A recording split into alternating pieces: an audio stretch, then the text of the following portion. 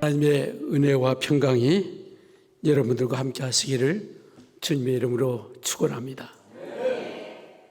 지금 우리는 강림절기를 우리가 지내고 있습니다.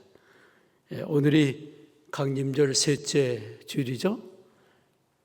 이 셋째 주일을 영어로 가우데테 선데이라 그렇게 말합니다. 이 가우데테라고 하는 말은 라틴어인데 그 뜻은 기뻐하라, rejoice. 그래서 rejoice in the Lord always. 그래서 오늘 우리는 크리스마스를 이제 기다리면서 기뻐하는 날입니다. 오늘 예배 전에 여러분들이 캔들라이트를 오늘 분홍색을 했죠.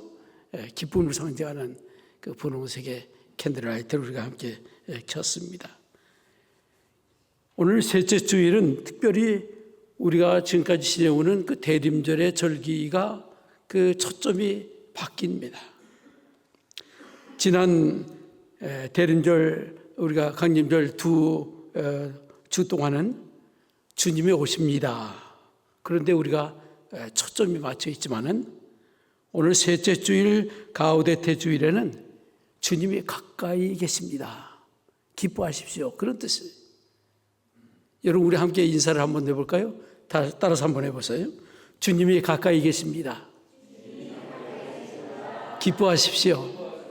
네. 오늘 우리가 기뻐하는 날입니다. 이 대림절기는 예수님의 탄생을 준비하는 기간이 아니라 우리 기독교 신앙은 하나님이 죄인된 인간을 구원하기 위해서 2000년 전에 성육신하셔서 역사 속에 살아왔던 예수, Jesus in the history. 그분은 우리가 믿는 것만이 아니라 이제 현재 보혜사 성령으로 우리와 함께 계실 뿐만 아니라 이제 궁극적으로 우리에게 다가오시는, 그러니까 coming Christ, 이제 오시는 그 그리스도를 우리 소망 중에 기다리는 것이 대림절입니다.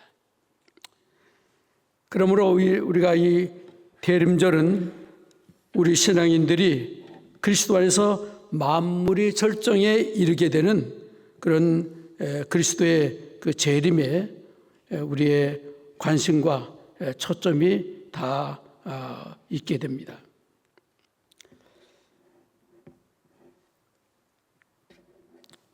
저는 이번 크리스마스 시즌에 우리가 과연 무엇에 우리가 집중해야 할까?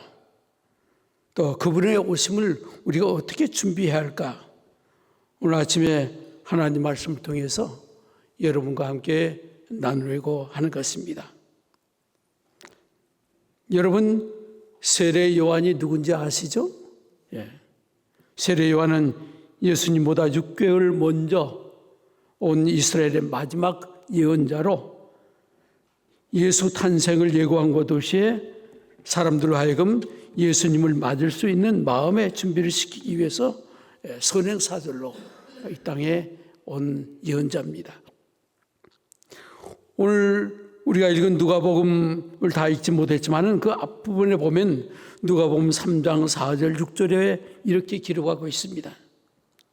선지자 이사야의 책에 쓴 바 광야에서 외치는 자의 소리가 있어 이르되 너희는 주의 길을 예비하라. 그의 오실 길을 곧게 하라. 모든 골짜기가 메워지고 모든 산과 작은 산이 낮아지고 굽은 것이 곧아지고 험한 길이 평탄하여질 것이요 모든 육체가 하나님의 구원하심을 보리라 함과 같으니라. 그렇게 기록이 되어 있어요. 이 말씀은 세례 요한의 사역을 잘 설명해 주고 있습니다. 곧 세례 요한은 구약의 이사야가 예언한 메시아의 선구자로서 주의 길을 예비하기 위해서 이 땅에 온 자입니다. 오늘 우리가 성경 말씀을 보면은 예수님의 오심을 준비하는 우리들에게 세례 요한은 아주 귀중한 메시지를 우리에게 전해주고 있습니다. 오늘 본문 우리가 함께 읽은 누가복음 3장 7절에서 18절에 세례 요한은 두 가지의 그 뉴스를 전하여 주고 있습니다. 하나는 굿뉴스, 좋은 소식이고, 또 하나는 배드뉴스, 우리에게 두려운 그런 소식을 전해주고 있습니다. 오늘 그 두 가지 소식이 무엇인지 우리 함께 생각을 해보려고 합니다. 여러분은 어떻습니까? 여러분 굿뉴스를 먼저 듣는 게 좋을까요? 아니면 배드뉴스를 먼저 듣는 게 좋을까요? 무엇을 더 좋아하십니까? 네? 아마 대부분 굿뉴스를 들으면 좋겠다, 아마 그렇게 생각할 것입니다. 아마 또 어떤 여러분 중에는 매도 먼저 맞는 것이 낫다 생각이 돼서 배드뉴스를 좋아하는 분도 없을지 모르겠어요. 그 캘리포니아 대학의 그 심리학자인 안젤라 레그라는 사람이 나쁜 소식과 좋은 소식이라고 하는 그런 연구 논문 발표를 했는데, 121명에게 좋은 소식과 나쁜 소식 중에 어떤 소식을 먼저 얘기하겠습니까? 라고 질문했더니 좋은 소식을 먼저 말하겠다는 사람이 54%, 그리고 나쁜 소식을 먼저 알리겠다 하는 사람이 46%였다고 그랬어요. 그러니까 좋은 소식을 먼저 알리겠다는 사람이 약간 더 많았다고 하는 그런 통계를 보였습니다. 전달하는 사람의 입장에서는 좋은 소식을 먼저 꺼내서 듣는 사람의 마음, 관심을 끌고 난 다음에 자연스럽게 나쁜 소식을 전하는 것이 편하다, 그렇게 생각하기 쉽습니다. 하지만 이 안젤라 레그 교수는 나쁜 소식과 좋은 소식을 전할 때에 나쁜 소식을 먼저 전하는 것이 더 좋다, 그렇게 실험을 증명했습니다. 듣는 사람의 입장에서는 나쁜 소식을 먼저 듣게 되면 예상하지 않은 일로 인해 스트레스를 받게 되지만은 곧바로 좋은 소식을 듣게 되면 스트레스와 불편함을 떨쳐버리고 좋은 감정으로 기분이 전환될 수 있기 때문이라 하는 것입니다. 즉 말하는 사람의 중심이 아니라 듣는 사람의 중심으로 얘기하는 것이 더 효과적이다, 이제 그런 재미난 연구 발표를 한 적이 있습니다. 오늘 우리가 성경을 말씀 보면은 세례 요한이 전하는 그 소식 중에는 굿뉴스도 있고 또 배드뉴스가 있는데, 오늘 저는 그 배드뉴스를 먼저 여러분들에게 나누려 합니다. 오늘 여기 본문에 보면 이 요한은 상당히 충격적이고 도발적인 그 격한 말을 서슴없이 내뱉고 있습니다. 자신에게 세례를 받기 위해서 온 무리를 향해서 이렇게 외칩니다. 독사의 자식들아, 누가 너에게 일러 장차 올 진노를 피하라 하더냐 하는 것입니다. 여러분 얼마나 무서운 선언입니까? 이 세례 요한의 시대는 영적으로 아주 매우 어두운 그런 시대였습니다. 말라기 선지자로부터 요한까지 약 400년이 그 공백 기간이 있었는데, 그 400년 동안에 하나님 말씀에 대한 연이 없었습니다. 그래서 이 기간은 이스라엘의 가장 영적으로 어두운 그런 시기였어요. 백성들은 그 각박한 시대의 영향을 받아서 마음이 완화가 될도록 완화되어 있어요.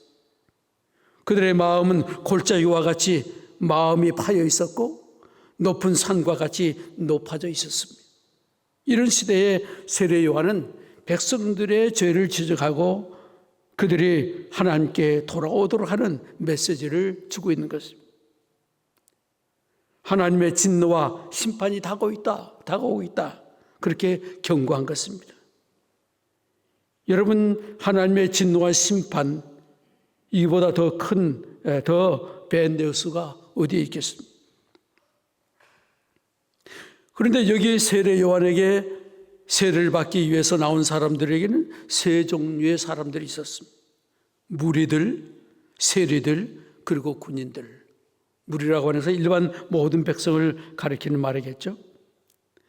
세례 요한이 그들에게 이렇게 외칩니다. 회개에 알맞는 열매를 맺어라. 그의 메시지의 핵심은 회개를 촉구하는 것이었습니다. 여러분, 얼마나 부담스러운 메시지입니까? 누가 여러분에게 당신 회개하시오 하면 여러분이 기분이 좋겠어요? 아마 좋아할 사람이 아무도 없을 것입니다. 오늘날 교회에서 목사가 설교할 때에 성도들의 죄를 날카롭게 지적하면서 회개를 촉구하는 메시지를 전한다면 아마 요즘은 시대에 뒤떨어진 메시지를 한다. 아마 그렇게 평할지 모르겠습니다. 아마 여러분의 목회자가 강단에서 매일 회개하라, 십자가 심판에 대한 메시지를 전한다면 아마 교회에 나오는 것이 거북해서 떠날 사람도 있을지 모르겠어요. 그런데 오늘 성경 보면 세례 요한의 거친 메시지에 대한 사람들의 반응은 정반대였습니다. 세례 요한의 말씀을 들은 무리들이 이렇게 묻습니다. 그러면 우리가 무엇을 해야 합니까?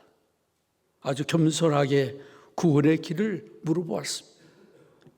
이때 세례 요한은 말하기를 속옷을 2벌 가진 사람은 없는 사람에게 나누어 주고 먹을 것을 가진 사람도 그렇게 하라. 그러자 이번에 세리들이 물었습니다. 선생님, 우리는 무엇을 해야 하겠습니까? 그랬더니 세례 요한은 너에게 청해준 것보다 더 받지 말라. 사실 이 당시에 세리들은 로마 정부에서 요구하는 그 세금을 할당된 세금보다 더 몇 배를 더 백성들에게 거둬들여서 일부를 착복하는 것이 세리들의 관리였습니다. 아마 그래서 여기 세례 요한은 세리에게 회개의 열매로 정직을 요구하는 것을 우리가 볼 수 있습니다. 또 무리 중에 있던 군인들이 요한에게 묻습니다. 그러면 우리들은 무엇을 해야 하겠습니까? 그때 세례 요한은 아무에게도 협박하여 억지로 빼앗거나 거짓 고소를 하여 빼앗거나 속여서 빼앗지 말고 너희의 봉급만으로 만족하라. 그렇게 말씀했어요. 우리는 대림절을 기다리는 우리가 갖추어야 할 그런 마음이 무엇일까 하는 것을 생각해 보게 됩니다. 그것은 다른 것이 아니라 우리 마음에 회개하는 마음입니다. 겸손하게 그러면 우리가 무엇을 해야 합니까? 우리가 물어볼 수 있어야 한다는 것입니다. 여러분, 장차올 진노 심판은 너무나도 확실한 것입니다. 2000년 전 아기 예수로 탄생하신 예수님은 우리의 구원자로 오셨습니다. 그러나 이제 다시 오시는 우리가 기다리는 예수님은 심판하는 분으로 우리에게 오고 계신 거예요. 우리가 마태복음 3장 12절에 보면 장차 오시는 예수님을 이렇게 소개합니다. 손에 키를 들고 자기 타작마당을 정하게 하사 알곡은 모아 곡간에 들이고 쭉쭉이는 꺼지지 않는 불에 태우시리라 라고 기록했어요. 우리의 삶이 곡식이 열매를 맺는 과정에 빗대어 보면은 우리의 인생이 끝나는 날, 인생의 겨울이 찾아올 때 그때에 주님은 우리의 생애에 대한 심판을 하실 것입니다. 어떤 사람은 알곡이 되어 하나님의 창고인 천국에 들어가는가 하면 또 어떤 사람은 쭉정이가 되어서 영원한 불에 들어가고 맙니다. 여기 세례 요한이 전한 그 밴 뉴스는 심판에 대한 경고의 말씀으로 하나님의 진노와 심판을 대비하기 위해서 우리가 어떻게 해야 할 것을 우리에게 말씀해 주고 있는 것입니다. 요한은 무리들에게 자신과 같이 어떤 금욕적인 생활 방법을 따르라고 말씀하지 않았습니다. 또 요한은 어떤 종교적인 행위에 헌신하라고 요구하지도 않았습니다. 세례 요한은 회개하라는 것이었어요. 그 회개의 열매를 맺으라는 것입니다. 세례 요한이 말하고 있는 회개에 합당한 열매는 어떤 추상적인 것이 아니라 구체적이고 실제적이었습니다. 다른 사람의 진정으로 필요한 것을 채워주라 하는 것입니다. 그런데 우리가 이 말씀을 들을 때 이런 회개의 열매는 어떤 면에서 사람이 인간적인 방법으로 맺을 수 없는 것이 아니겠습니까? 옷 2벌 있는 자는 없는 자에게 주고 음식도 그리하고 집도 그리하라. 그렇게 할 수 있는 사람이 과연 얼마나 있겠습니까? 이런 회개에 합당한 열매는 인간이 맺을 수 없는 것입니다. 여러분, 회개에 합당한 열매는 우리의 마음이 변화될 때만이 맺을 수 있는 것입니다. 이것은 우리가 할 수 있는 것이 아니라 성령님께서 우리에게 주셔야만 하는 것입니다. 하나님이 성령을 부어주실 때에 사람은 새로운 마음을 가질 수 있습니다. 하나님이 성령을 부어주시면 사람의 마음은 변화되고 돌과 같이 완악한 마음은 고기처럼 부드러워질 것입니다. 하나님이 성령을 부어주실 때에 사람의 마음속에 하나님의 말씀이 새겨집니다. 성령님을 부어주실 때 우리는 하나님의 아들이 되고 하나님의 아들의 영으로 살 수가 있는 것입니다. 사람들이 회개에 합당한 열매를 맺는 길은 성령으로 세례를 받는 길 외에는 없는 것입니다. 자, 그런데 오늘 성경에 보면 세례 요한은 밴뉴스에 이어서 두 번째로 우리에게 주시는 소식은 하나의 굿뉴스입니다. 오늘 본문 3장 16절의 말씀을 보면 이렇게 말합니다. 요한이 모든 사람에게 대답하여 가로되 나는 물로 너에게 세례를 주거니와 나보다 능력 많으신 이가 오시나니 나는 그의 신들매를 풀기도 감당치 못하겠노라. 그는 성령과 불로 너에게 세례를 주실 것이라 말씀했어요. 무슨 말입니까? 우리에게 구세주가 오신다는 소식. 얼마나 좋은 소식입니까? 예수님이 오신다고 하는 소식은 하나의 복음인 것입니다. 여러분, 세례 요한이 증거한 그 예수님은 과연 어떤 분일까요? 오늘 본문의 말씀처럼 예수님은 성령과 불로 세례를 주시는 분이라고 말합니다. 세례 요한은 자신과 그리스도의 차이를 분명히 밝혔습니다. 자신은 물로 세례를 베풀지만은 메시아는 성령과 불로 할 것이라고 말합니다. 회개의 열매는 어떤 인간적인 노력으로 맺을 수 있는 것이 아니라 회개의 열매는 성령님이 주신 것입니다. 성령은 우리를 거듭나게 하시고 또 죄에서 사함을 받고 새로운 생명을 얻게 하는 것입니다. 우리가 요한복음 3장 5절에 보면 예수님이 이렇게 말씀하셨습니다. 진실로 진실로 내게 이르노니 사람이 물과 성령으로 나지 아니하면 하나님의 나라에 들어갈 수가 없느니라. 믿습니까? 예수 그리스도는 사람이 거듭나기 위해서 반드시 필요한 것이 성령이라는 것을 우리에게 분명히 말씀하셨어요. 여러분, 탐욕을 욕심을 가진 인간이 옷 2벌이 있다고 해서 어떻게 옷 없는 사람에게 나눠줄 수 있겠습니까? 누구도 그렇게 하기 어려울 것입니다. 하지만 성령님이 임하고 인간의 탐욕이 녹고 이기심이 녹아지고 소유욕이 녹으면 누구나 다 그렇게 할 수 있는 것입니다. 물로 세례를 베푸는 것은 세례를 받는 사람의 영적인 변화에 대한 하나의 예식입니다. 물 자체가 그 사람을 회개하거나 거듭나게 하는 것은 아닙니다. 그것은 의미 있지만은 능력은 아닌 것입니다. 그래서 요한은 오늘 말씀 보면 나보다 능력이 많으시니 메시아께서는 성령과 불로 세례를 주신다고 분명하게 말씀을 했습니다. 메시아가 성령의 불로 준다고 하는 것은, 세례를 준다는 것은 그리스도께서 구원자가 되시고 동시에 심판주가 되신다고 하는 것을 우리에게 말씀합니다. 요한복음 5장 22절에 보면 아버지께서 아무도 심판하지 아니하시고 심판을 다 아들에게 맡기셨다고 했습니다. 요한은 그리스도를 소개하면서 그분은 너희를 구원할 수도 있고 심판할 수도 있는 능력의 하나님이라고 우리에게 말씀하고 있는 것입니다. 여러분 본문 3장 17절을 보시기 바랍니다. 거기 보면 손에 키를 들고 자기의 타작마당을 정하게 하사 알곡은 모아 곡간에 들이고 죽적이는 꺼지지 않는 불에 태우시리라 말씀했습니다. 세례 요한이 소개하는 예수님은 손에 키를 들고 타작마당을 청소하시는 분입니다. 예수님은 알곡은 모아 곡간에 들이고 쭉쭉이는 꺼지지 않는 불에 던지시는 분이에요. 예수님은 사람들을 심판하시는 분입니다.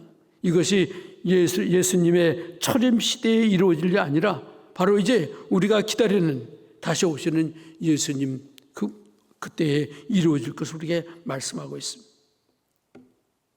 우리가 요한계시록을 보면 하나님의 심판, 불못에 대한 유사한 그 기록을 우리가 볼 수가 있습니다.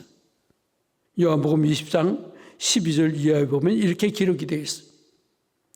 또 내가 보니 죽은 자들이 큰 자나 작은 자나 그 보좌 앞에 서 있는데 책들이 펴 있고 또 다른 책이 펴 있으니 곧 생명책이라. 죽은 자들이 자기의 행위를 따라 책들에 기록된 대로 심판을 받으니 바다가 그 가운데 죽은 자들을 내어주고 또 사망과 음부도 그 가운데서 죽은 자들을 내어주매 각 사람이 자기의 행위대로 심판을 받고 사망과 음부도 불못에 던져지니 이것이 둘째 사망 곧 불못이라. 누구든지 생명책에 기록되지 못한 자는 불못에 던져지더라 그랬습니다. 이것이 하나님의 심판입니다.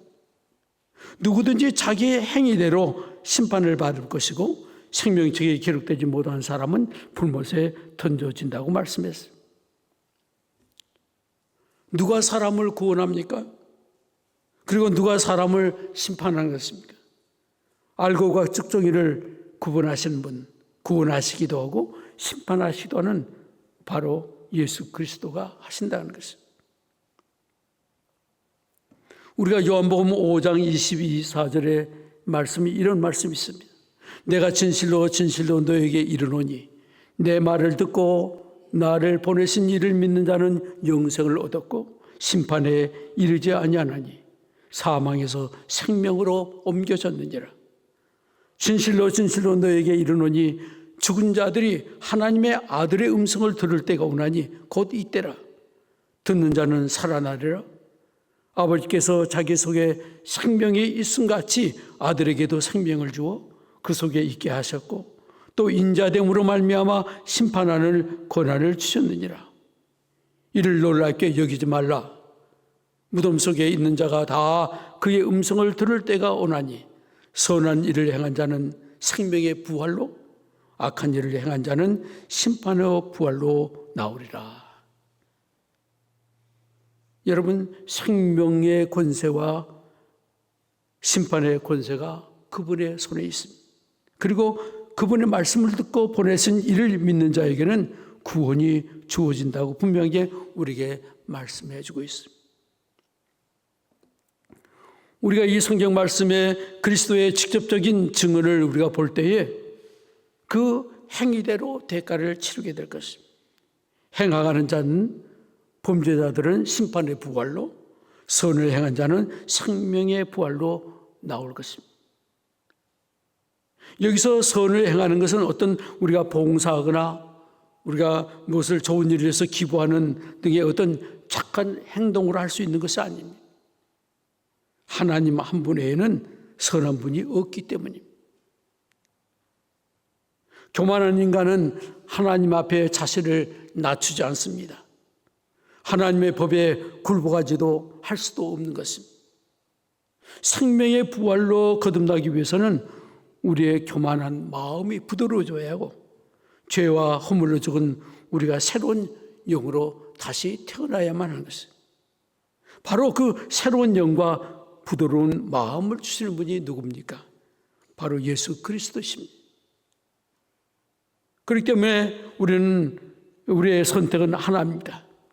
계속해서 교만한 마음을 가질 것인지 아니면 겸손히 자신을 낮추고 은혜를 구할 것인지, 우리가 그분에게 겸손하게 나간다면 그리스도의 소식은 우리에게 굿뉴스, 좋은 소식인 것입니다. 여러분, 예수님이 태어나신 날 천사들이 목자 앞에서 했던 말이 누가복음 2장 10절에 기록되어 있습니다. 천사가 이르되 무서워 말라. 보라, 내가 온 백성에게 미칠 큰 기쁨의 소식을 너에게 전하노라. 오늘날 다윗의 동네에 너희를 위한 구주가 나셨으니 곧 그리스도 주시니라 말씀했어요. 사랑하는 성도 여러분, 오늘 세례 요한은 분명히 두 가지 소식을 전해주는데, 하나는 회개하지 자에게 도끼가 나무의 뿌리에 놓인 것 같이 심판에 두려운 밴 뉴스가 되고, 또 하나는 성령과 불러주시는 세례를 주시는 예수님이 오신다는 그 뉴스, 우리에게 그 뉴스를 우리에게 전해주고 있습니다. 오늘날 하나님은 주님의 오심을 기다리는 우리에게도 회개에 합당한 열매를 맺기를 원하십니다. 오늘날 이 시대에 회개하고 변화된 사람을 찾아보기가 참 어렵습니다. 그리스도인들이 아무렇게도 죄를 지지만은 회개가 없는 것 같습니다. 회개는 하나님 앞에 정직하게 하는 것입니다. 그러므로 우리는 하나님 앞에서 회개하기를 배워야 하는 것입니다. 그리고 하나님의 성령의 충만함을 덧입어서 회개에 합당한 열매를 맺어야 하고, 그리스도 안에서 새로운 피조물로 빚어져야 할 것입니다. 저와 여러분들이 그에 합당한 그런 삶이 되기를 바랍니다. 우리가 모두가 다 죄와 허물을 회개하고 사랑의 실천으로 회개의 열매를 맺을 때에 이제 우리에게 다가오시는 주님은 심판의 주님으로 오시는 것이 아니라 구원의 주님으로 이 땅에 오실 것을 우리는 분명히 압니다. 주님의 오심의 소식이 여러분들에게 구원의 기쁜 소식이 되기를 주의 이름으로 축원합니다.